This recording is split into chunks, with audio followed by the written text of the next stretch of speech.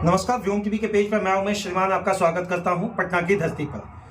चूंकि बिहार की राजनीति को कहा जाता है कि अगर केंद्र के स्तर पर देखेंगे तो इसको राजनीति का धूरी माना गया है और ऐसे वैकल्पिक स्थिति को तैयार करने की कोशिश की जाती है कि हर स्थिति में हम आम आदमी के बीच में अपना सहमति रख सकें। आज हम लोग हैं पटना के राजद के कार्यालय में। वर्तमान मौजूदा स्थिति बिहार का अगर आप देखेंगे तो कहीं ना कहीं नीतीश जी का जिस तरीके से समर्थन हटा और राजद अपना एक करवट लेकर साइड है, मुझे लगता है आने वाले समय में एक नई गोलबंदी 2024 में दिखेगी। पहले तो हम लोग बिहार स्वागत करेंगे, बहुत धन्यवाद। क्या कुछ बिहार में चल रहा है बिहार राजनीति में? देखिए, बिहार की राजनीति देश की राजनीति को प्रभावित करता है और बिहार से जो संदेश निकलता है उसको देश के स्तर पर स्वीकारता मिलती है। आपने देखा होगा बिहार से रोजगार और नौकरी की राजनीति को जो तेजस्वी जी ने शुरू किया वो देश स्तर पर पहुंच गया। देश का नौजवान भारतीय जनता पार्टी से पूछता है कहाँ गया मेरा रोजगार, कहाँ गया मेरी नौकरी, तो इनके पास जवाब नहीं होता। अजय भैया, अभी एक बात नीतीश जी कहे कि जो भी नौकरियां दी गई वो नीतीश जी का वाकई उसमें समर्थन था और अगर नीतीश जी नहीं होते तो कहीं भी तेजस्वी जी नौकरी नहीं दे पाते। क्या ये सही है? अच्छा, ये बात बताइए, 2020 के चुनाव में तेजस्वी जी ने कहा था ना कि 10 लाख लोगों को नौकरी देंगे, तो इसी नीतीश जी ने क्या कहा था गोपालगंज की सभा में, कहाँ से तनख्वाह लाएगा, कहाँ से तनख्वाह लाएगा? बिल्कुल अपने बप्पा के यहाँ से, जेलवा से लाएगा। जब इस तरह का भाषा उन्होंने इस्तेमाल किया तो इसी समझ लीजिए कि उनका नौकरी के प्रति या रोजगार के प्रति क्या सोच था। स्पष्टता जब वो हमारे साथ है तो थके हुए मुख्यमंत्री को हमने दौड़ाने का काम किया और वही मुख्यमंत्री। जब ये थोड़ा रोकेंगे, थका हुआ मुख्यमंत्री करके उनको आप संबोधित क्या करना चाह रहे हैं? आपकी भी उनको जरूरत थी, उनको भी आपकी जरूरत थी, आप मिले। देखिए, जरूरत का मामला नहीं है, उनकी पार्टी वो चल करके हम लोग तक आए थे। उनकी पार्टी को आरसीपी के माध्यम से भारतीय जनता पार्टी तोड़ना चाह रही थी। उन्होंने सार्वजनिक रूप से भी कहा और अन्य लोगों के माध्यम से भी। और भारतीय जनता पार्टी के राष्ट्रीय अध्यक्ष जेपी नड्डा ने कहा था कि जो छोटी पार्टियां हैं उसके अस्तित्व को समाप्त कर देना चाहिए, ये लोकतंत्र के लिए ठीक नहीं है। उसी भारतीय जनता पार्टी की राजनीति और तोड़फोड़ से बचने के लिए उन्होंने आकर के लालू जी से कहा, तेजस्वी जी कहा कि हम लोग समाजवादी हैं, हम लोग एक जगह इकट्ठे हो जाए, समाजवादी इकट्ठा हो जाएगा तो उन लोगों को सबक सिखाया जा सकता है जो नफरत की राजनीति करते हैं। और तब तेजस्वी जी ने एक ही शर्त रखा था कि हम नफरत के खिलाफ रोजगार और नौकरी की राजनीति को जो हम आयाम देना चाहते हैं, जो 2020 के चुनाव में हमने वादा किया था, उस पर आपको खरा उतरना होगा। क्या आप भैया गठजोड़ की राजनीति में खरीद फरोख्त का आप पर भी आरोप लगा कि 10 करोड़ देकर किसी एक को अपनी तरफ लाना, ये आरोप किस तरीके से देखते हैं? अच्छे, ये बताइए, अगर हम 10 करोड़ दिए होते तो वो बिक गए होते ना, जिनके मामले पर आरोप लग रहा है वो बिक गए होते ना, वो हमारे साथ खड़े होते ना।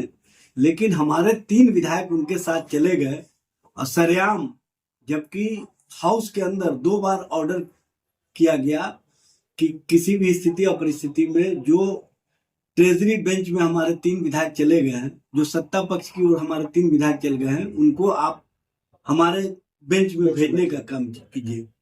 तो किस तरह से ये हम मान लें अगर 3 विधायक गए तो कुछ तो मजबूरियां रही होगी, कोई यूं ही बेवफा नहीं होता। अच्छे, कहां से मजबूरी? अच्छे, ये बताइए, यहाँ पर वफा बेवफा का मामला नहीं है, यहाँ पर पार्टी व्यूह का मामला है, यहाँ पर पार्टी के संवैधानिक प्रक्रिया का मामला है, यहाँ लोकतंत्र का मामला है। और आप बेवफा वफा वहां पर भी दिखाएंगे जहां पर आपको दिखाना है। यहाँ पर तो लोकतंत्र का जो तकाजा है उसमें है कि हमारे जो व्हीप है, हमारे जो विधायक हैं, उन्होंने कहीं ना कहीं जो संविधान है, संवैधानिक प्रक्रिया, उसका उल्लंघन किया और आपने उसको अपने साथ मिला करके उस अलोकतांत्रिक कार्रवाई को, अलोकतांत्रिक रवैये को अपने हिसाब से चलाने का काम किया। ये कौन सा कदम है, ये कौन सा पैमाना है? अच्छा, क्या आप पर फिर ये आरोप लोगों की तरफ से बढ़ाया जा रहा है कि 2024 में फिर वो मुस्लिम और यादव का समीकरण को आप लेकर बहुल तरीके से उतरेंगे पूरे बिहार में? अच्छा, देखिए, यहाँ पर हम स्पष्ट कर देना चाहते हैं, हमारे नेता तेजस्वी प्रसाद यादव जी ने जो नौकरी और रोजगार दिया, क्या उसमें जाति देख करके दिया या धर्म देख करके दिया? उन्होंने नियुक्ति नियमावली जो बना हुआ है उसके अनुसार परीक्षा ली, जो लोग उसमें पास आउट हुए सभी को हमने समायोजित किया और सभी को नियुक्ति पत्र दिया। क्या कुछ भी इंडिया में रहेंगे या आप लोग अलग से एक नया पार्टी का रूप रेखा तैयार करके 2024 में जाएंगे? इंडिया इंडिया को बनाने में लालू प्रसाद जी की, तेजस्वी जी की महती भूमिका रही है। आप देख रहे हैं कि तेजस्वी जी और राहुल गांधी जी जब दौरे पर निकले तो किस तरह से लोगों ने वेलकम किया और किस तरह से लोगों ने कहा कि राहुल गांधी नफरत के खिलाफ मोहब्बत की राजनीति को आगे बढ़ा रहा और तेजस्वी प्रसाद यादव नफरत के खिलाफ रोजगार और नौकरी की राजनीति को आगे बढ़ा करके देश और देश के नौजवानों को बचाने का काम किया, देश के नौजवानों को एक दिशा दिखाने का काम किया।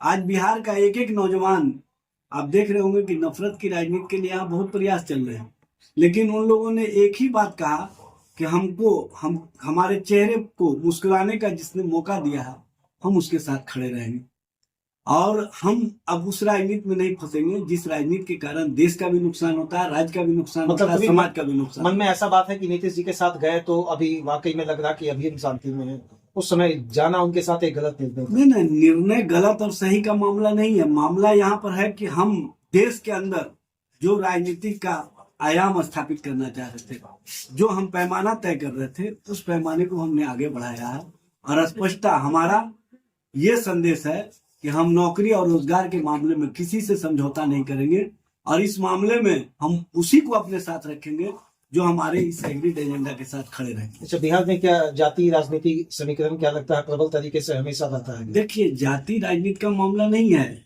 जाति को जो उपेक्षित है, जो शोषित है, जो वंचित है, जो पिछड़ा है, जो अति पिछड़ा है, जो दलित है, जो आदिवासी है, जो अल्पसंख्यक समाज के लोग हैं, उनको उपेक्षा के भाव से निकाल करके हम गले लगाने का काम करते हैं, सम्मान देने का काम करते हैं और जब हम सम्मान देंगे तो जाहिर सी बात है वो हमारे साथ खड़े दिखाई। बस एक अंतिम प्रश्न होगा, आखिर तेजस्वी जी ही क्यों बिहार की राजनीति में मुख्य तरीके से आप रखने? ये तो बिहार का आम आवाम, बिहार का नौजवान कह रहा है कि तेजस्वी प्रसाद यादव जैसा सोच वाला नेता ही इस बिहार को विकास की गति दे सकता है, विकास को नया आयाम दे सकता है और जो रोजगार और नौकरी की राजनीति को इन्होंने अपना एजेंडा बनाया है, ये कहीं ना कहीं हमारे चेहरे को मुस्कुराने का मौका देता है, हमारे भविष्य को बेहतर करता है और जो भविष्य को बेहतर करने वाला हम उसके साथ खड़े रहेंगे।